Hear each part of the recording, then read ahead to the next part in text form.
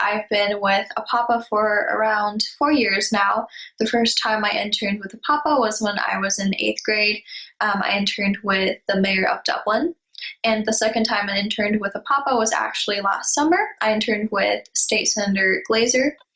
And about the trainings of a Papa, one thing that I found really impactful was the chance to talk to some local representatives from local government. So I actually had this really insightful and impactful conversation with the mayor of Danville from when I was interning with a Papa in the eighth grade.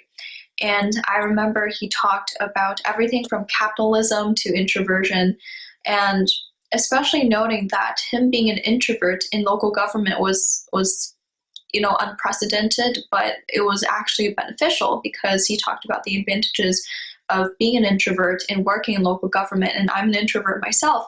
So I found that conversation to be really enlightening. And he actually referred a book called The 7 Habits of Highly Effective People, which I have bought right here, and I'm currently rereading the book. And so I think just the chance of talking to some local representatives and really getting a close lens into the life of a person in local government, I think was really, really rewarding for me. And I think one of the skills that I established during some of these trainings was the ability to make small talk and converse. And I apply those skills with my friends and coworkers, with politicians in State Senator Glazer's office. And I think just the ability to work on communication leadership, to have these soft skills was incredibly necessary. And all of these skills translated over to my daily life too, because I manage a nonprofit and I need to have those communication and leadership skills in order to create and execute really successful action plans and talk to my team and build teamwork. So I think those skills are really necessary. One thing I would say, though, to improve the program is I would say to focus more on individual learning and development and I totally understand that a Papa has a lot of interns to take care of, but I think that working on individual development and creating like an individual plan, assigning the interns to an office that they personally are interested in and belong in based on personality and interest, I think maybe a thing like that might improve the training sessions, but overall I think the training sessions have been incredibly useful, and I thank OPAPA for their opportunities, and yeah. I am here with Dylan. I got a chance to meet Dylan last year at the National Internship Training, and I was one of the trainer. Now, the cool thing about Dylan was that it wasn't the training that he stood out. He wasn't the greatest speaker. He wasn't just standing out and being this amazing light spotlight kind of person.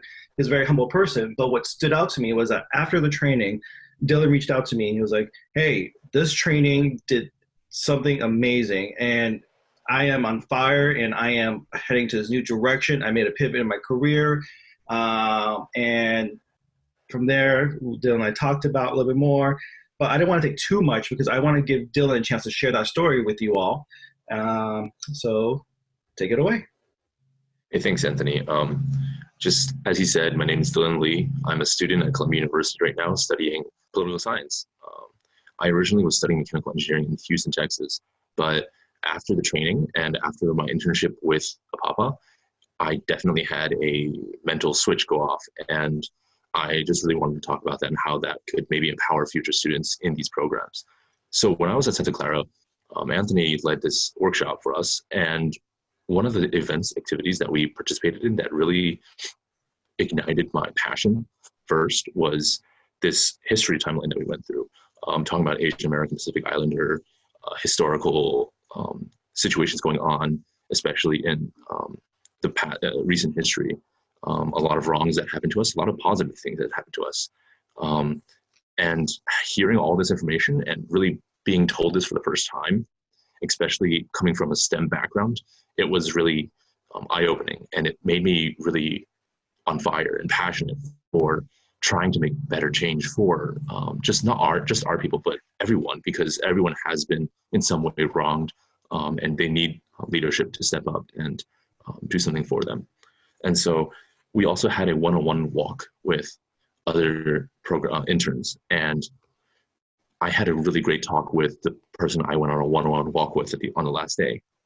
And hearing this story and being so just inspired by different stories that I heard definitely made me choose this path, going from Harvard Extension School, where I was studying mathematics, to going to Columbia University studying political science.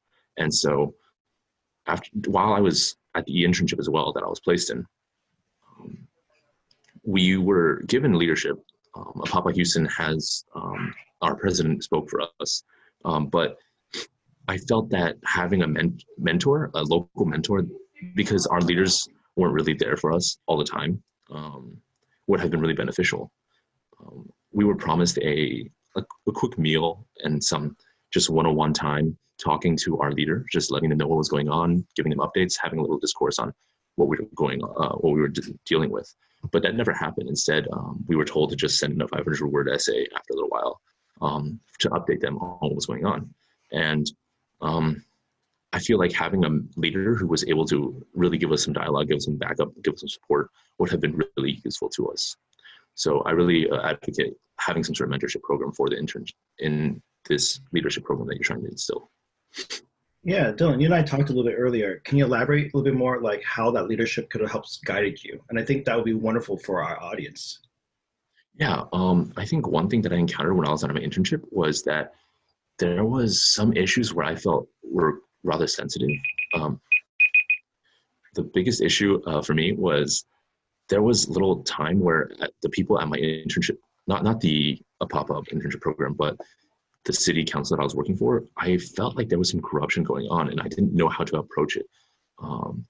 As an intern, it's really difficult to feel that you have any sort of authority to approach people who are in elected leadership positions. So as a result, I wanted to go talk to my local leadership, comfortable enough with them, because they never really reached out to us. And so if I had had that support and had known what to do, I think my internship would have been a lot more, I would have felt a lot more comfortable and a lot more confident in what I was doing. Awesome, Dylan. Thank you so much for that. And so just to recap then, is there was you had a chance to do some identity work, some learning about your history, and that connection with the interns helped inspire you. You made a pivot to Columbia. And the one thing that stood out to you where you think you could use support was having connection with local leaders, especially when it comes to local leaders, local mentors, especially with issues that's happening with your internship. Is that right? Absolutely.